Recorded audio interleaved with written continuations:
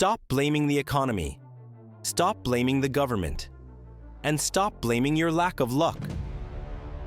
You think you are broke because the world is against you? No. You are broke because your own biology is against you. Here is the uncomfortable truth that no finance guru will tell you. Your brain does not want you to be rich. In fact, your brain wants you to be poor. And right now, it is doing a fantastic job of executing that mission. To understand why, we have to look at the hardware you are using. Your brain has not had a significant software update in over 2 million years. It was designed in an environment where the primary objective was not success or financial freedom. The only objective was survival. In the harsh reality of the prehistoric savanna, the equation for life was very simple. Safety equals survival. Risk equals death. If you stayed in the cave, you lived to see another day.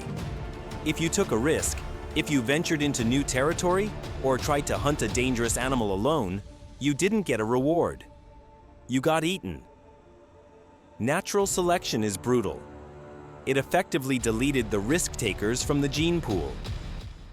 The brave ancestors who took big risks, they died young.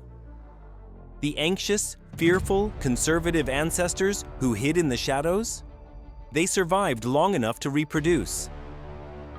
You need to realize that you are the genetic descendant of the most anxious, cowardly, and risk-averse humans to ever walk the earth.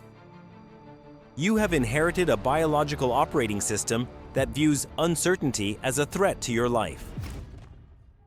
This is why, when you think about quitting your job to start a business or investing your savings into a new venture, your heart starts racing and your palms get sweaty. Your brain does not know the difference between losing money and being chased by a lion. To your ancient circuitry, they are the exact same signal. Both signals mean death is coming. So, to become wealthy, you are not just fighting the market. You are fighting 2 million years of evolutionary pressure. You are fighting a source code that is screaming at you. Stop. This is dangerous. Go back to safety. Most people listen to that voice. They retreat to the safety of a paycheck and they stay poor forever. But this enemy is not invisible. Neuroscientists have identified exactly where this poverty protocol lives inside your head. It is a specific circuit called the default mode network. If you do not learn where the off switch is for this network, you will be trapped in the middle class for the rest of your life. Let's look at the mechanics of why you self-sabotage.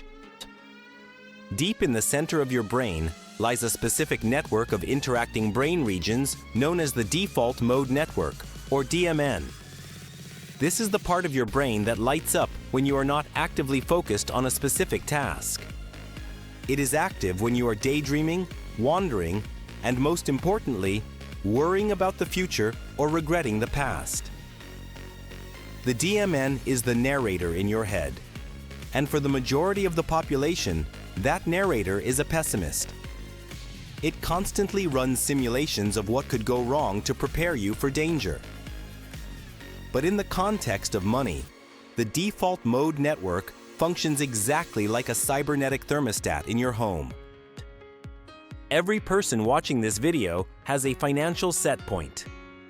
This is the level of income that your DMN considers normal, familiar, and therefore safe. Let's say your internal thermostat is set to $1,000 a month. That is your room temperature. You have survived at this level for years. Your brain knows exactly how to survive on $1,000. It is predictable. Now imagine you start a side hustle. You start applying the protocols from this channel. Suddenly, you have a breakthrough month and you make $10,000. Logically, you should be thrilled. But biologically, your DMN views this as a threat. To your brain, this rapid increase in resources is a deviation from the norm. It registers as overheating. You have entered the unknown, and remember, to the primitive brain, The unknown is where the predators live. So, what happens? Your DMN kicks into overdrive to cool the room down. It does not cool you down with air conditioning. It cools you down with self-sabotage. Suddenly, you feel a wave of imposter syndrome. You tell yourself, "I got lucky. This won't last." You start procrastinating on the work that got you the money. You might even do something irrational, like spending that money immediately on stupid liabilities just to get your bank account back down to the familiar level of $1,000. You unconsciously destroy your own success to return to the safety of your poverty. You are not lazy. You are simply fighting a homeostatic mechanism that is trying to keep you within your safety zone. Your brain prefers a predictable struggle over unpredictable success. I want you to be brutally honest right now. I want you to identify your thermostat. What is the number? What is the amount of money you have earned consistently, year after year, where you seem to hit an invisible glass ceiling? Every time you get above it, something bad happens and you fall back down. Go down to the comments and type that number. Define the ceiling that your DMN has set for you. Let's see the reality of the programming we are dealing with. However, the DMN is only half the problem. It keeps you stuck in the middle. But there is a second, more brutal mechanism that stops you from even starting. It forces you to make mathematically stupid decisions even when a golden opportunity is staring you in the face. It is a cognitive flaw called loss aversion. The default mode network keeps you comfortable, but there is another mechanism that actively punishes you for trying to escape. Deep within your temporal lobes sit two almond-shaped clusters of nuclei called the amygdala. This is the fear center of your brain. It is the alarm system that detects threats. In the context of money, the amygdala operates on a very specific, biased mathematical formula known in behavioral economics as loss aversion. Studies have repeatedly shown a fascinating glitch in human psychology. The pain of losing money is psychologically twice as intense as the pleasure of gaining the same amount. If I give you $100 right now, you will feel a small spike of dopamine. You will feel good. But if I reach into your pocket and take $100 from you, the emotional reaction will be severe. You will feel anger, anxiety, and distress that is double the intensity of the happiness you just felt.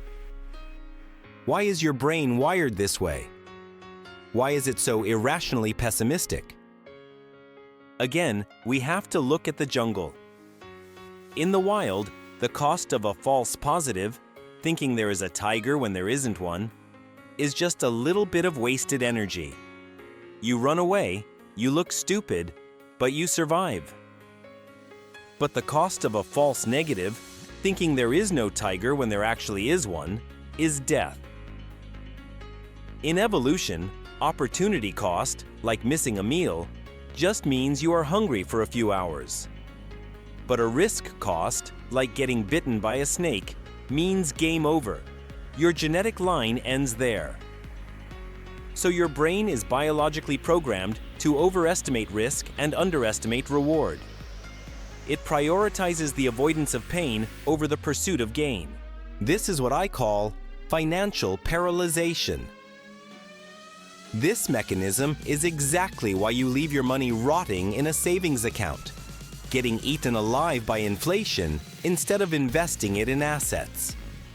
Your amygdala screams that the stock market is risky, even though the mathematical certainty of inflation is the real danger. This is why you stay in a job you hate, earning a salary that barely covers your bills. The known misery of the job feels safer to your amygdala than the unknown potential of starting your own business. You are using a survival software designed to avoid saber-toothed tigers to play a complex financial game in the 21st century. You are bringing a stone axe to a gunfight. And that is why you are losing. That is why you are poor. I want to know if this resonates with you. Have you ever seen a golden opportunity, a specific investment, a business idea, or a career move? And you froze? You let the fear stop you. And then, 6 months later, you watched someone else execute that exact same idea and get rich from it? If you have felt that specific type of regret, hit the like button on this video right now. It is a painful admission, but we have all been there. The problem is, most people try to fight this biological fear with motivation or willpower. They try to hype themselves up. That never works. You cannot outscream biology. To fix this, you do not need more courage. You need a surgical tool. You need a logical framework that forces your prefrontal cortex to override the amygdala. I am going to teach you a technique called fear setting. This is the exact mental protocol used by billionaires and Stoic philosophers to hack their own brains in under 30 minutes. So how do we solve this? We solve it by changing the driver. Right now, your amygdala, the emotional, irrational, fearful part of your brain, is driving the car of your life. And frankly, it is a terrible driver. It sees cliffs where there are only speed bumps. We need to kick the amygdala into the back seat and put your prefrontal cortex, the logical, rational CEO of your brain, behind the wheel. We do this with a specific exercise called fear setting. Most people are obsessed with goal setting, but goal setting is useless if your foot is glued to the brake pedal. Fear setting is how you release the brakes. I want you to take a piece of paper. Do not do this in your head. The magic happens when you physically write it down. You are going to create 3 pages. Page 1 is called The Nightmare. Divide this page into 3 columns: Define, Prevent, and Repair. In the Define column, I want you to write down the absolute worst-case scenario of the risk you are afraid to take. Be graphic. If you start that business and it fails, what happens? Do you lose your savings? Do you get laughed at? Write it all down. In the Prevent column, write down the specific actions you could take right now to decrease the likelihood of that nightmare happening. Could you start small? Could you get a mentor? In the Repair column, answer this question. If the nightmare actually happened, what would you do to fix it? Could you get another job? Could you move back in with your parents for a month? Here is the insight. When you keep fear in your head, it is a foggy, giant monster. But when you write it down on paper, you realize the monster is actually just a tiny ant. You realize that the worst-case scenario is usually just a temporary inconvenience, not a death sentence. Page 2 is called The Benefits. Here, write down what happens if you succeed, even just a little bit. If you attempt this risk and it goes right, how does your life improve? Financial freedom? Pride? The ability to travel? You need to show your brain the reward to balance out the risk. But here is the most important part. This is the kill shot. Page 3 is called The Cost of Inaction. Humans are very good at imagining what might go wrong if we try. We are terrible at imagining what will go wrong if we don't try. I want you to ask yourself, if I avoid this action or decision, what will my life look like in 6 months? In 1 year? In 3 years? Visualize the stagnation. Visualize yourself sitting in the exact same chair, working the exact same job, earning the exact same money, but you are 3 years older and filled with the toxic poison of regret. Visualize the slow death of your potential. This is the psychological switch. By doing this, you are hacking the default mode network. You are rewiring your brain to stop fearing the risk of failure and start fearing the risk of stagnation. You are using fear to fight fear. When the fear of staying the same becomes greater than the fear of change, you will finally take action. Wealth is not a stroke of luck. It is a biological reward reserved only for those who are brave enough to overwrite their own survival instincts. You have to make a choice today. You can listen to your default mode network and remain safe, comfortable, and poor. Or you can override the code, face the discomfort, and claim the resources you deserve. You cannot be biologically safe and financially free at the same time. You have to choose. Stop letting a 2-million-year-old piece of software control your bank account. It is time to seize command. Go down to the comments section right now. I want you to make a public declaration to your own biology. Type the words, "I am fearless." Tell your brain who is actually in charge. Now listen to me. You have silenced the fear. You are ready to attack. But aggression without direction is just chaos. As the saying goes, enthusiasm plus ignorance equals disaster. You don't just need courage, you need a map. In the next video, I am going to decode the wealth algorithm. I will show you the actual mathematical formula to generate your first stream of scalable income. We are done with philosophy. Next time, we'll talk about mechanics. This is the blueprint you have been waiting for. Hit that subscribe button so you don't miss it. Class dismissed.